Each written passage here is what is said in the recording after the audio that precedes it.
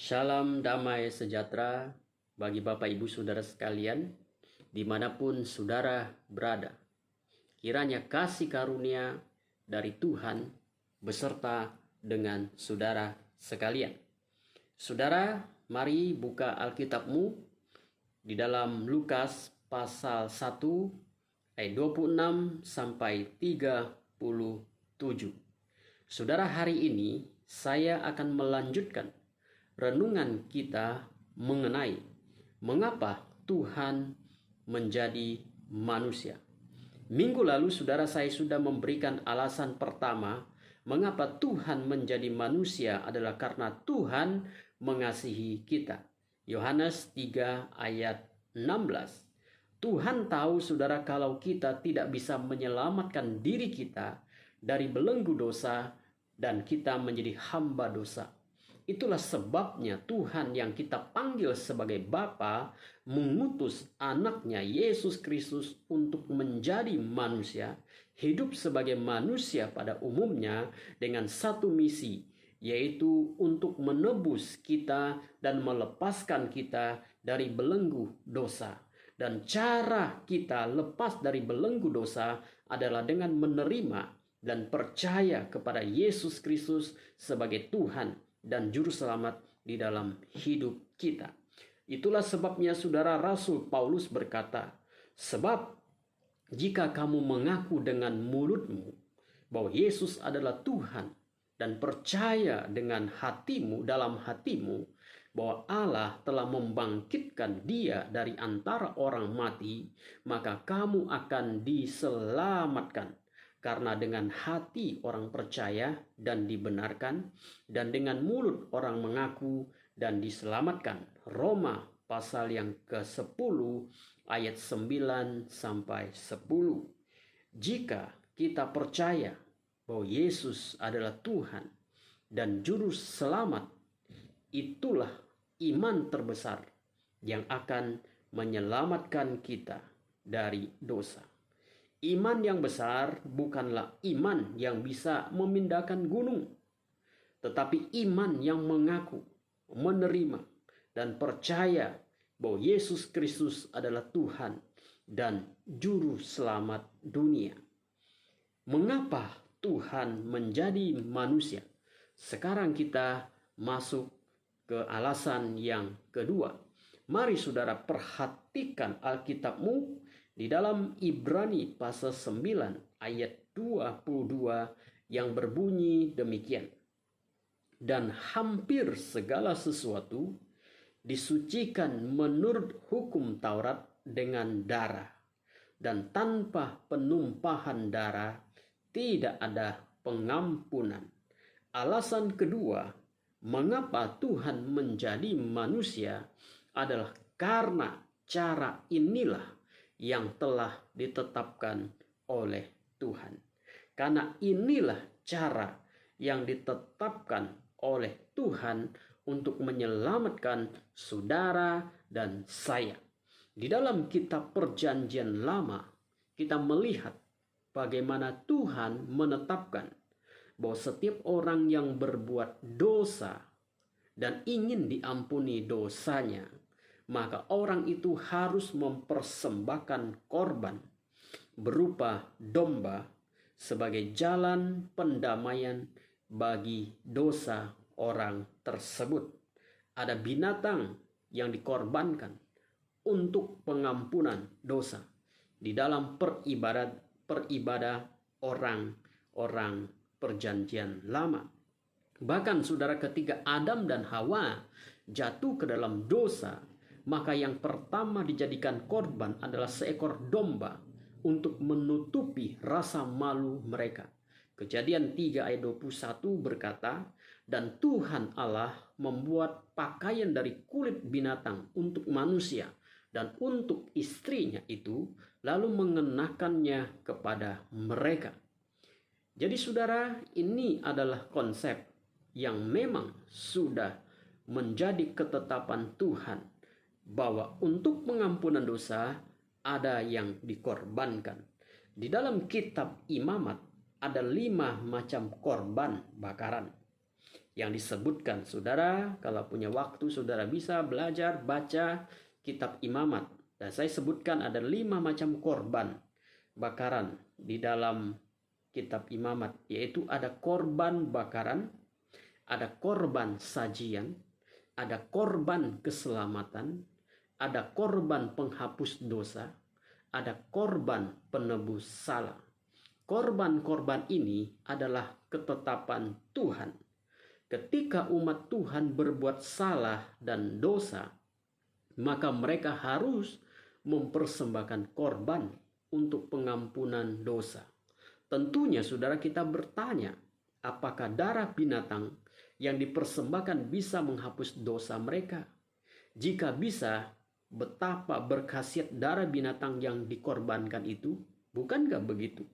Namun saudara, yang benar adalah bahwa domba atau binatang yang dikorbankan itu sebenarnya sedang menunjuk pada Yesus Kristus yang akan menjadi korban di masa depan. Binatang yang dikorbankan di dalam perjanjian lama adalah simbol yang menunjuk kepada Yesus Kristus. Ibrani berkata, sebab tidak mungkin darah lembu atau darah domba jantan menghapuskan dosa. Jelas sekali Alkitab berkata demikian, Ibrani 10 ayat 4. Itulah sebabnya saudara, ketika Yesus muncul di hadapan Yohanes Pembaptis, dia langsung berkata, lihatlah anak domba Allah yang menghapus dosa dunia. Dalam Yohanes pasal 1 ayat 29 dan 36.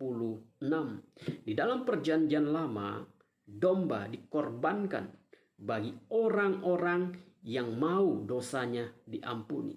Dan di dalam perjanjian baru, ketika Yesus muncul pertama kali, maka Yohanes Pembaptis langsung berkata, lihatlah anak domba Allah yang menghapus dosa manusia. Yesus sendiri berkata, sebab inilah darahku, darah perjanjian yang ditumpahkan bagi banyak orang untuk pengampunan dosa. Matius pasal 26 ayat 28. Ayat yang kita kenal dengan ketika dibacakan pada waktu perjamuan kudus. Rasul Paulus dengan tegas mengatakan Kristus Yesus telah ditentukan Allah menjadi jalan pendamaian karena iman dalam darahnya. Roma pasal 3 ayat 25. Akan tetapi Allah menunjukkan kasih-Nya kepada kita oleh karena Kristus telah mati untuk kita ketika kita masih berdosa. Lebih-lebih karena kita sekarang telah dibenarkan oleh darah-Nya, kita pasti akan diselamatkan dari murka Allah. Roma 5 ayat 8 dan 9. Sebab di dalam Dia dan oleh darah-Nya kita beroleh penebusan, yaitu pengampunan menurut kekayaan kasih karunia-Nya. Efesus 1 ayat 7. Jadi saudara-saudara, oleh darah Yesus kita sekarang penuh keberanian dapat masuk ke dalam tempat kudus. Ibrani 10 ayat 19. Saudara, mengapa Tuhan menjadi manusia di dalam diri Yesus Kristus? Karena itulah ketetapan Allah Bapa bahwa hanya melalui darah Kristus dosa manusia diampuni dan beroleh hidup yang kekal. Saudara, mengapa Tuhan menjadi manusia? Yang pertama, Tuhan mengasihi kita. Yang kedua, inilah ketetapan dari Tuhan bahwa harus ada penumpahan darah. Di dalam perjanjian lama, penumpahan darah melalui domba. Dan di dalam perjanjian baru, Yesus Kristus adalah penggenapannya, bahwa hanya Yesus Kristus yang bisa mengampuni dosa melalui darahnya. Dan alasan yang ketiga, saudara, alasan yang ketiga mengapa Tuhan menjadi manusia. Alasan yang saya lihat lebih praktis adalah mengapa Tuhan menjadi manusia. Kita perhatikan di dalam Ibrani pasal 4 ayat 15 yang berbunyi demikian. Sebab imam besar yang kita punya bukanlah imam besar yang tidak dapat turut merasakan kelemahan-kelemahan kita, Sebaliknya sama dengan kita, ia telah dicobai, hanya tidak berbuat dosa. Alasan ketiga, mengapa Tuhan menjadi manusia adalah karena dengan menjadi manusia seperti kita tidak punya alasan untuk berkata bahwa Tuhan tidak mengerti persoalan kita. Karena dengan menjadi manusia seperti kita tidak punya alasan untuk berkata bahwa Tuhan tidak mengerti persoalan kita. Ibrani 4 ayat 15. Saudara, Tuhan menjadi manusia di dalam diri Yesus Kristus. Dia hidup sebagai manusia pada umumnya sama seperti kita. Dia menjadi manusia sejati, bukan pura-pura menjadi manusia. Dia datang ke dalam dunia melalui proses alamiah sebagaimana manusia pada umumnya. Dia lahir dari perempuan bernama Maria. Dia mengalami proses pertumbuhan sebagaimana manusia pada umumnya. Dan sebagai manusia, dia juga mengalami pergumulan sebagaimana yang kita manusia alami dalam kehidupan kita sehari-hari. Dia dicobai oleh setan. Setan berulang kali ingin menjatuhkan dan menjauhkan Yesus dari misi yang diberikan oleh Bapanya. Yesus disalah mengerti oleh keluarganya dan mereka menganggap Yesus sebagai orang gila. Dia dibenci oleh orang-orang yang mengaku ahli kitab suci. Para pembencinya adalah orang-orang Farisi dan ahli-ahli Taurat yang katanya menguasai kitab suci. Tetapi hidup mereka tidak beres. Mereka iri pada Yesus. Mereka membenci Yesus karena mereka merasa kenyamanan mereka terancam oleh kehadiran Yesus. Pengajaran Yesus dan hidupnya Yesus secara otomatis membongkar kemunafikan mereka. Ketika Yesus menegur kesalahan mereka, mereka tersinggung, mereka marah, dan mereka balik menyerang Yesus. Akibatnya, mereka membenci kepada Yesus. Kebencian itu terus mereka pelihara sampai pada akhirnya Yesus ditangkap dan divonis hukuman mati. Para pembenci Yesus menciptakan drama, cerita untuk menjatuhkan Yesus. Mereka ingin Yesus dihukum mati. Padahal ketika Yesus diadili oleh Herodes dan Pilatus, mereka tidak menemukan kesalahan Yesus, apalagi hukuman mati. Namun fitnah terhadap Yesus terus diperdengarkan, bahwa Yesus dituduh menghujat Allah. Akhirnya Yesus divonis mati. Pilatus cuci tangan sebagai tanda tak bersalah karena dia tidak menemukan kesalahan Yesus. Yesus diperlakukan tidak adil, dikhianati oleh muridnya sendiri yang bernama Yudas Iskariot. Yesus dituduh dengan tuduhan tidak benar. Ketika Yesus ditangkap, murid-muridnya meninggalkannya. Ketika Yesus sedang susah dan menderita, murid-muridnya meninggalkannya sendirian. Ketika ia membutuhkan orang-orang yang paling dekat dengannya, justru saat itu orang-orang terdekat meninggalkannya. Saya yakin apa yang Yesus alami dalam hidupnya sebagai manusia pernah kita alami. Bedanya saudara, Yesus lebih menderita dibanding penderitaan kita. Karena Yesus mati dengan cara disalibkan di kayu salib. Kematian Yesus adalah rencana Bapa untuk menebus dosa manusia. Tetapi kejahatan hati manusia terungkap dalam peristiwa kematian Yesus. Orang-orang yang terlibat di dalam kematian Yesus, orang-orang yang terlibat di dalam kematian Yesus adalah orang-orang yang harus bertanggung jawab, mempertanggungjawabkan hidup mereka kepada Tuhan.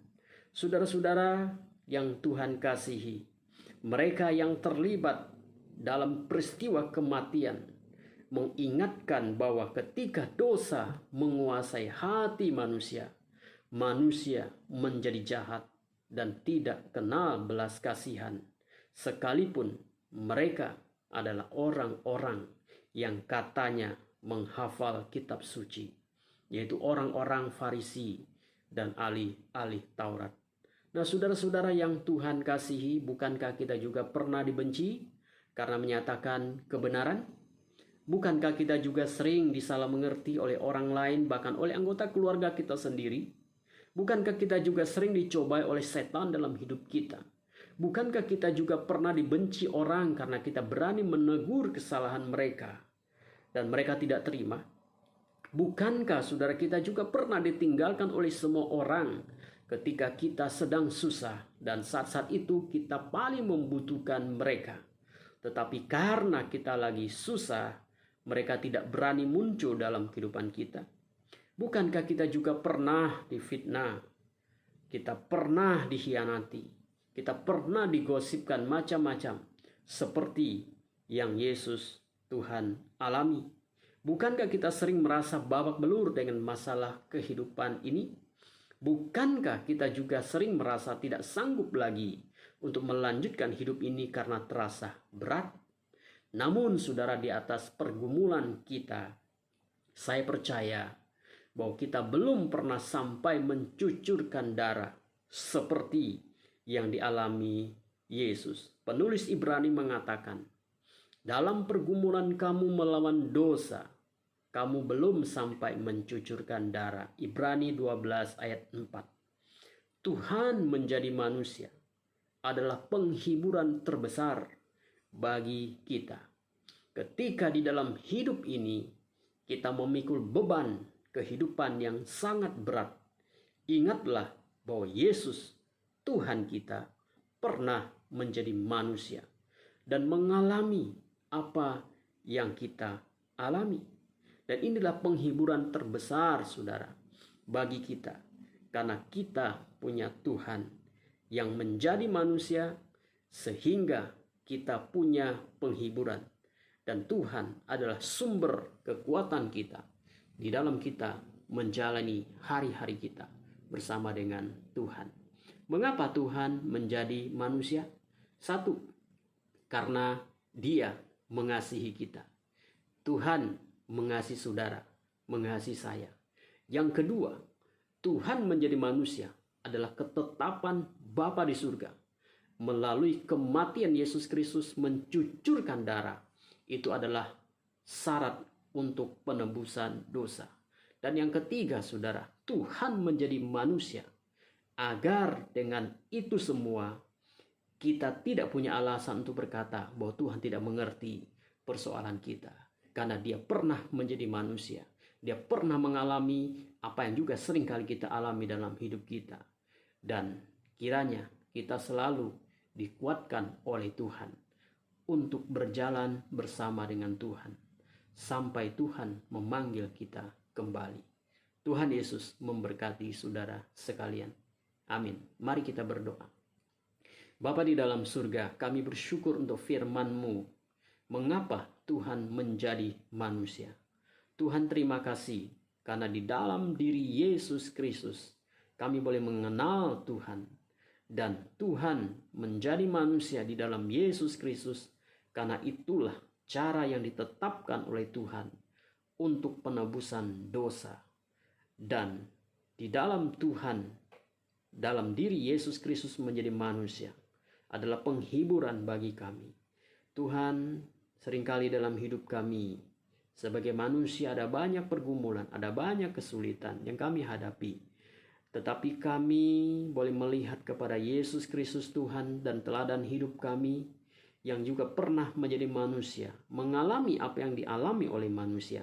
Dan kami berdoa Tuhan supaya Tuhan teguhkan kami semua untuk setia mengiring Engkau. Terima kasih Tuhan. Berkati saudara-saudara kami pada saat ini dimanapun mereka berada. Biar firman-Mu meneguhkan iman mereka, cinta kasih-Mu menopang mereka, dan kuasa Roh Kudus menuntun mereka, agar kami semua masuk dan berjalan sesuai rencana-Mu. Terima kasih Tuhan, kami bersyukur untuk firman-Mu. Di dalam nama Yesus kami berdoa. Amin. Tuhan Yesus memberkati saudara sekalian. Haleluya. Amin.